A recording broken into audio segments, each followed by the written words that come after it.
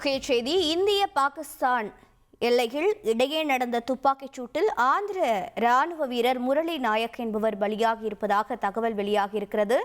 ஜம்மு காஷ்மீர் பகுதியில் பாதுகாப்பு பணியில் ஈடுபட்டிருந்த இவர் உயிரிழந்திருப்பதாக தகவல் வெளியாகியிருக்கிறது. துப்பாக்கிச் சூட்டில் பலியாகியிருக்கிறார். விவரங்களை செய்தியாளர் தாயுமானவன் வழங்கிட கேட்கலாம். தாயுமானவன், வணக்கம். உயிரிழந்திருக்கக்கூடிய ராணுவ வீரரின் விவரம் என்ன? தற்போது இந்திய பாகிஸ்தான் எல்லையில் என்ன சூழல் நிலவுகிறது?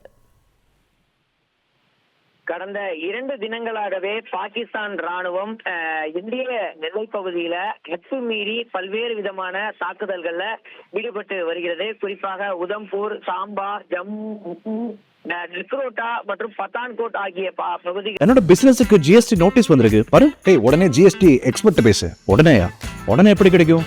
பாஸ் வாலா பி தி பாஸ்.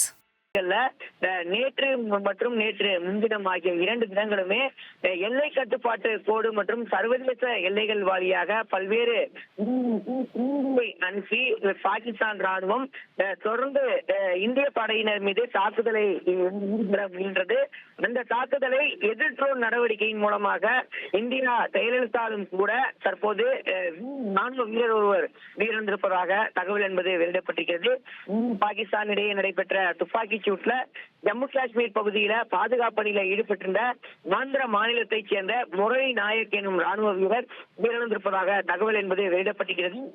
காஷ்மீர் மாநிலத்துடைய எல்லை கட்டுப்பாட்டு கோட்டு பகுதியில பாதுகாப்பு பணியில நேற்று ஈடுபட்டிருந்த இவர் இந்த ராணுவத்துல தொடர்ச்சியாக பணியாற்றி வருகிறார். எல்லை கட்டுப்பாட்டு பகுதியில பல்வேறு விதமான சவால் நிறைந்த ஒரு பணியில ஈடுபட்ட அவர் தற்போது பாகிஸ்தான் நடத்திய அந்த தொடர் பீரங்கி தாக்குதல்ல மரணம் அடைந்திருப்பதாக தகவல் என்பது வெளியிடப்பட்டிருக்கிறது.